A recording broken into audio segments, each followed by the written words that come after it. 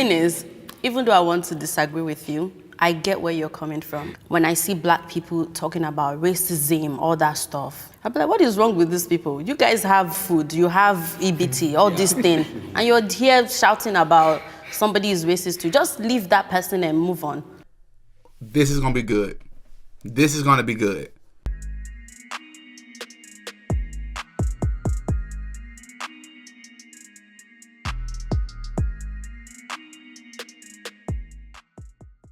Oh yeah, Didi got a podcast.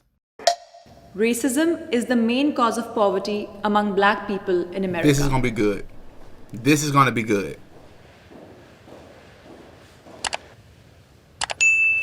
Racism is a very big issue that, talking about it, I'm really trying to be careful to not like say anything that will be insensitive. If opportunity is right here, they will give it to people of other race than African American and Africans too. So if there's a job that maybe have math requirement, I feel like they'll pick an Asian person, or they believe, oh, African Americans will not dress appropriate, so they will pick another person. They will always like pick people that are not black over people that are black.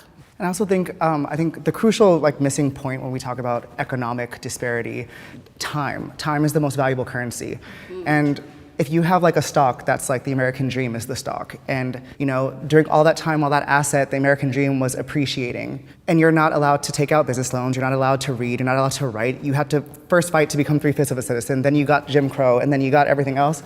It's like you're now having to buy in at a price so high because the time is irreparable. You can't get that back. One black person today cannot, in one lifetime, achieve what generations of white families were able to do simply because they didn't have to compete with us to do it. Yeah, I agree with you totally. Yeah, I was thinking, just like you said, from a historical standpoint, we start with slavery, then that's centuries, generations of stolen labor, like you said. Then we get into Jim Crow, which is just an extension of that. Then we have redlining, we have mass incarceration, we have events like the bombing of Tulsa and Rosewood in Florida, and all these different examples of our wealth being decimated. And I don't say that to come from a defeatist or a victim mindset, but I think if we just have an honest conversation about history and what we've gone through when we've been here, racism is definitely a big part of that. And there are a lot of successful black Americans, a lot of millionaires, a lot of business owners, but they're exceptions for sure for a reason. And there's a big difference between income and wealth. I would like to challenge the ideal that African Americans are lazy or that we don't have a good work ethic.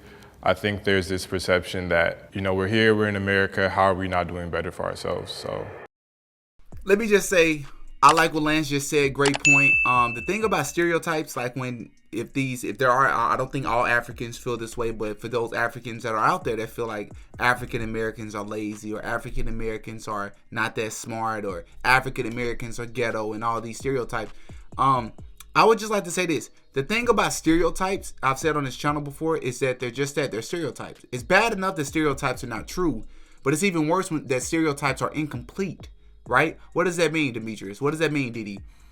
Stereotypes are incomplete, which means it does not provide context, right? So you apply a label. Yes, there are African Americans that are lazy. Yes, there are African Americans that are ghetto. Yes, there are African Americans that are criminals. But when you apply that to an entire race of people, an entire group of people, to generalize, to make yourself feel better, to compete with these people when you come over to this country, it does nobody any service, including yourself. You give yourself a disservice, because when you come across African Americans such as myself and many other African Americans out there who don't fit these labels, then what, right? The exception to the rule does not negate the rule, right? Just because you have millionaires out there that are African Americans does not mean you need to look at every single African American and say, see, you can do that. Because yes, you are free. I am definitely on this channel. That's why it's called the Ruling Class Podcast, because I try to empower people and encourage people to have a ruling class mentality. And you will never hear me have a victim mentality on this podcast, and I'm going to remain consistent about that. But at the same time, I understand that, and I recognize that everybody's situations are just that. It's their situations. You don't know their experiences. You don't know what they've been through, right? You don't know what their mental state is. Everybody's different, right? I thought I was going to be the only one staying. I was going to be like, oh, I'm about to be like Kanye West. But okay, there's a lot of things we can use as an excuse to hold us back, to not to reach our potential. But it's up to us to look past that. You know, like me coming from Africa, I came here to better my life, my family. I'm the only one here. And since I have been here, there's a lot of bad things that happened to me. There's also a lot of good things that happened to me. As African or African American, we need to like look past like racism and like just focus on our own goal. Like, what do we want to achieve? We need to stop using the word racism when we don't get something or when something don't go our way, and just keep trying, you know. Let me jump in real quick. No disrespect, but racism exists, and I have to acknowledge it. And I can't just ignore it, but what I can do is not buy into the system. You know, if I want to do something, let me be the entrepreneur. What I believe happened in the 1960s is that we started looking for equal rights, to be equal with other people. And what we stopped doing, and I heard you talk about Tulsa, we stopped using the black-owned businesses. Now, because you guys got to understand, the Fair Housing Act in 1968, I'm 5 years old. That's when we could move off the east side of LA and move into other subcultures. So what I wanted to do at 8 years old was go to IHOP. I didn't want to go to the Ma and Pa restaurant anymore. I want to go to, let's go eat at the hotels. So what we did is stop supporting each other and started supporting corporate America. So the racism plays a major part, but we don't have to buy into it. I've been waiting to disagree with you, my brother. I'm waiting patiently.